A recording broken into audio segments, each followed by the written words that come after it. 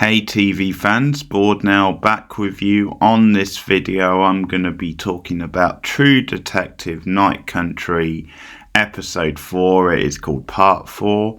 Full spoilers from the start as always. Solid episode this one. It's not as good as last week's. Episode 3 was definitely the highlight of the 4 we've had so far. Feels a bit more of a filler episode this week. I think in many ways it is more focused on the characters, and the case stuff is quite slow moving, but we do get like a big dramatic ending, and I think this series at least has been good at that, like giving you something to chew on at the end at the very least. Now, time will only tell whether it really delivers when everything is revealed, but it has been pretty good at giving you the dramatic endings to episodes, to the character drama, especially between the two leads, and some of the other dramas, and you've got moments of suspense as well.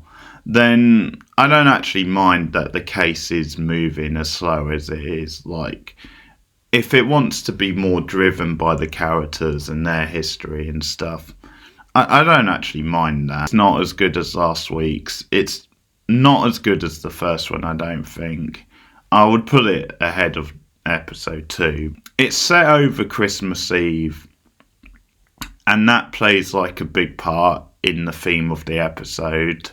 All the main characters being like isolated and lonely in some ways, and that becomes a focus because it is like Christmas time. And I've got to say, they do ram that home a little bit heavy, so that's a complaint I'll have. The theme of what they're going for and the way it ties everything together, like all the main characters, they get it across well. It's just that it is a little bit overdone at places. Like, there's certain bits with the music where it goes a little too like hyper or melodramatic, but the actual theme and what they're doing, I think is effective and makes some sense when it comes to the show and drama. More of Navajo and Liz bonding in this episode. Liz coming across Julia, Navajo's sister, who's had another episode out of her mind again, semi-naked, like just on the road, and she helps her. And this episode does show like more tender sides to Liz than she can be quite sensitive, because she is with Julia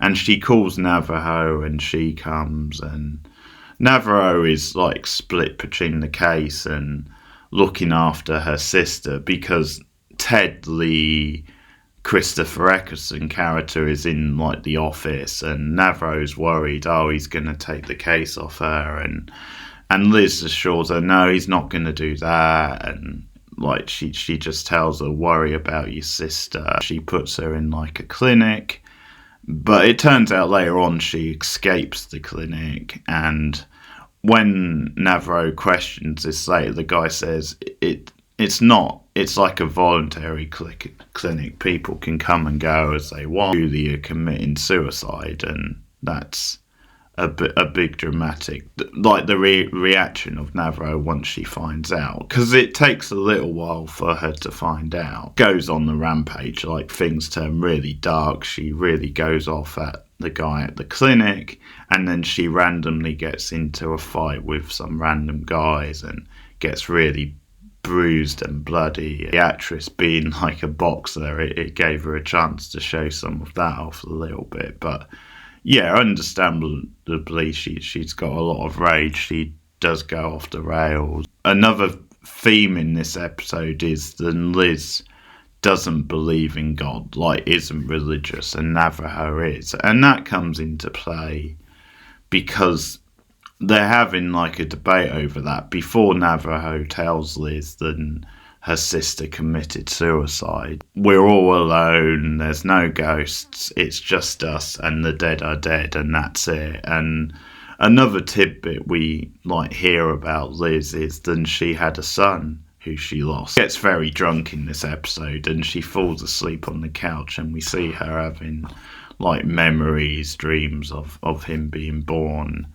And so that's another reveal, and it's another good reveal because it also makes sense why she would want to adopt Elle. They're so protected over her. Speaking of the adopted daughter, there's another big blow up between her and Liz in this episode because, as part of a protest against some of the stuff going on locally, the daughter spray paints in graffiti the word murderers on like the ice rink, and that gets the backup of the owner, who we see has a bit of heat already with Liz. She has her arrested, and Liz appeals to her humanity a bit. She says, "Come on, it's Christmas," and that kind of thing, and eventually the owner does give in. So that's an interesting moment. There's a couple of moments like that in the episode because Liz sort of has a similar effect over Ted a bit, but this one is a bit more less understandable. But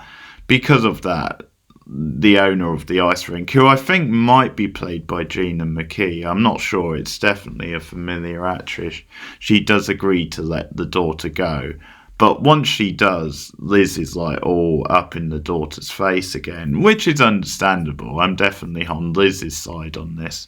But because she goes off against her again and the daughter is so steadfast, this just pushes her further into what Liz has been trying to keep her away from, which is the Native American culture stuff, and going again over to this family she's been spending a lot of time with, and this, well, friend slash girlfriend, I'm not quite sure which one it is, but I think it has been implied she could be a girlfriend, and she goes to stay with that family once again. So again, that adds to Liz feeling isolated. Navajo calls her out on that a bit because she's like, well, if you don't believe in God, then why do you still have his like teddy bear, his toy? And Liz gets defensive and throws it out in the snow, which like Hank finds it later on. What Navajo has been experiencing, because Liz has been telling her at that crime scene, you saw dead people, didn't you? Or you thought you saw crime people. And Navajo's constantly in denial, and Liz is like, yeah, you're a liar. Now, I don't think that means that Liz believes in dead people. She just believes the Navajo believes, and that Navajo has been seeing these things. But Navajo's in denial. The ending plays into some of these themes as well. A bit more humanity with Hank in this episode. He asked Pete, do you want to spend Christmas with me? And that's because Hank was expecting his wife to come over to, like, he was meeting her off the plane, and I think this is like the mail order block bride. She wasn't on the plane for whatever reason. Now, he tried to contact her and he says there was no answer on her phone.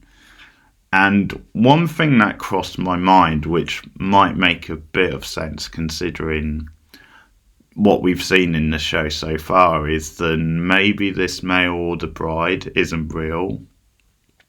Like, maybe she appears to Hank like a ghost or something like that. It just crossed my mind because we haven't seen her yet in person, and then for some reason she wasn't on the flight he was expecting her to be in. So that's one possibility. But because of that, he invites Pete for Christmas. And Pete is originally going to go. He's like, sure, I'll just have to run it past I think it's Kira or something like that, the wife's name. And then he gets called by Liz. And it's because Liz has found this connection in the case, this break, where she's found a connection between the two deaths, between Annie's death and the scientist stuff. She notices that there was like power outages in both deaths. She wants she wants to go with Navajo to go and speak to Oliver again, but Navajo says you can't go because you're really drunk, which she is. Decide the best way to do it is if Pete goes, and of course that's going to get Pete in hot water later on when he's back at home. But also Hank is disappointed because Pete was going to spend Christmas with him. So once again, we're seeing isolation with the other characters. We're seeing it with Hank because of that. And we're seeing it with Pete, even though he does have a family and, like, in theory, he's got a happy life. He's probably isolated because the demand of his job in his relationship at home. So there's a good shot of him in bed when he's talking to the wife and implies that he wants to be that job focused, if you like. It's almost by choice. He enjoys it rather than it's just because Liz keeps demanding it of him. And so it's a good shot because it shows like his isolation, even though he does have a family and stuff to go home to. And there's a little bit of humour creeping into the show, which I do like. It does, like, a lighter touch in certain scenes. It is helping. There's some quite funny stuff with Liz and Navajo. There's also some decent humour back and forth with Ted and Liz. She did like an off the books like autopsy. I don't even know what that means. And then it's like, are you going to take my fucking office as well? And he's like, no. And they both say fuck you to each other as he leaves. But it's almost in a very playful sort of way. Like, there is that little bit of a feel. But I think because of Liz's relationship with Ted, and it does come across here that he does actually care for her in this episode.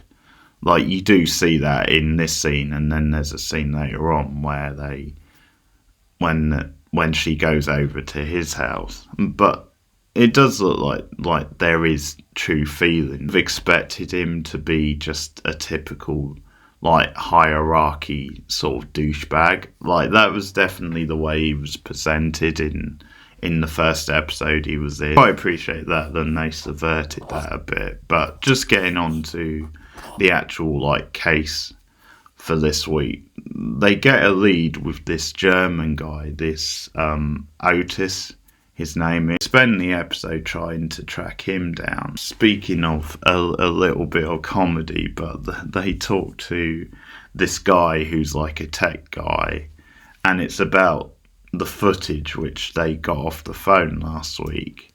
The footage with Annie in, and there seems like she's in like an ice cave. Navarro says at one point there's no ice caves in that area, which implies that either she died in a different location, or maybe she was killed and her body was moved. So something like that.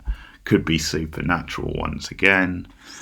But they go to this guy, and there's a little bit of comedy there as well, because it turns out he's another guy who Liz has slept with.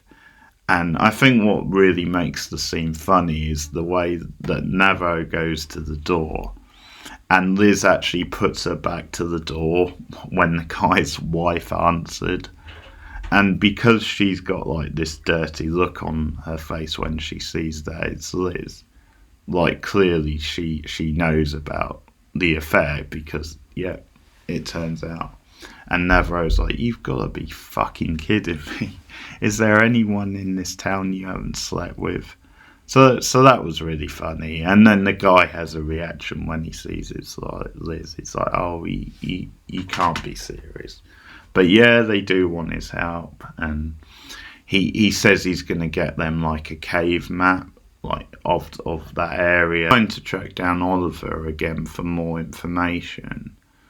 But when they go back to like the campsite, Navarro and Pete, because it's when Liz is too drunk to go, and they go there, they just go in, and he's nowhere to be found. But they do find the symbol on something. I wasn't quite sure what it was, but they find the symbol that we've seen quite a few times. The other people at the camp, and they make a point saying it's illegal to search this place without a search warrant. They ask where Oliver is, and he says he left days ago. He left like a couple of days after you and Liz were there. Navarro asks him about the symbol. She says, "What's this?" He just doesn't answer. So that was a little bit of a dead end, apart from the symbol confirming that Oliver is involved somehow. A fisherman has seen in Raymond someone who looks like him anyway, and the reason they think it's him is because he's got the same coat as Raymond. They track him down to this ship, and this is what leads to the end of the episode.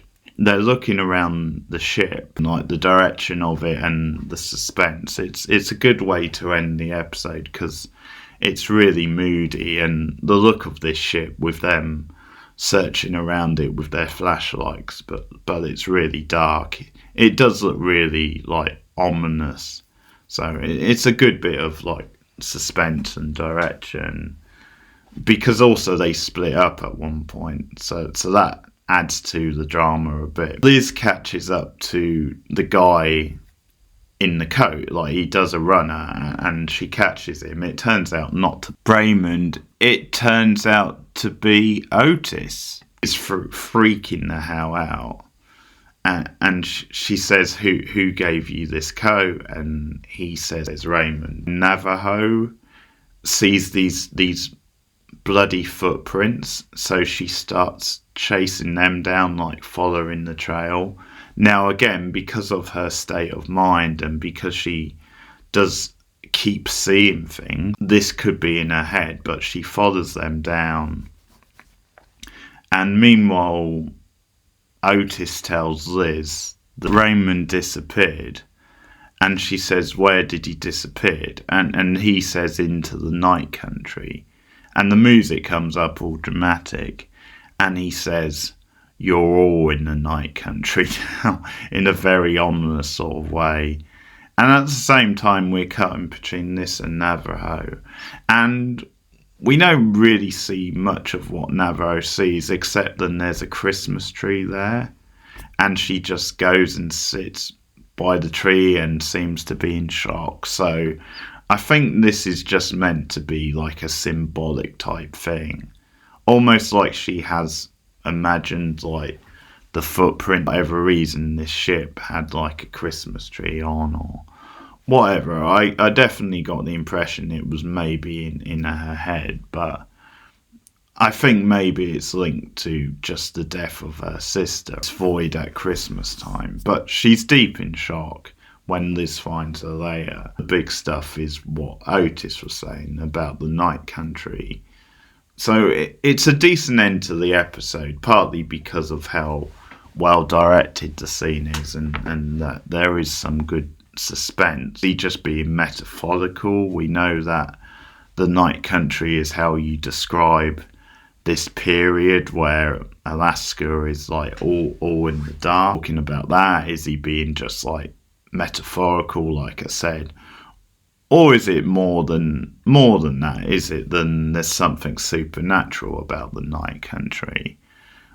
Which would make sense because of some of the stuff we've seen in the show so far. Ending definitely, I think, implies a supernatural thing going on. That there is something big supernatural tying to like the actual plot. So I think it's a really strong ending. What he says and the way he says it does make me think if there is something supernatural and they're all trapped in this like supernatural type world. I don't know exactly what I'm saying. I dread to think they're going to go down the path of everybody being dead, because that would be a bit lame and has been done lots of times before, but just then there is some sort of supernatural realm. Overall, I would say it's a pretty solid episode, just not as good as like a couple of the others so far. One or two bits with the music where it was a bit much, it got a bit jarring, although there was a nice use of them, like the Maisie Star song, Dust. That was very effective, and that really fit the scene that it was in. Solid episode, I would say, with a really strong ending. So still plenty of spice with 2 episodes to go, so let me know your thoughts in the comments of this episode. Like and subscribe as always. If you want to support me a little bit extra for just $1 a month, then subscribe at patreon.com/borednow. But keep watching TV and movies, and I'll see you again soon.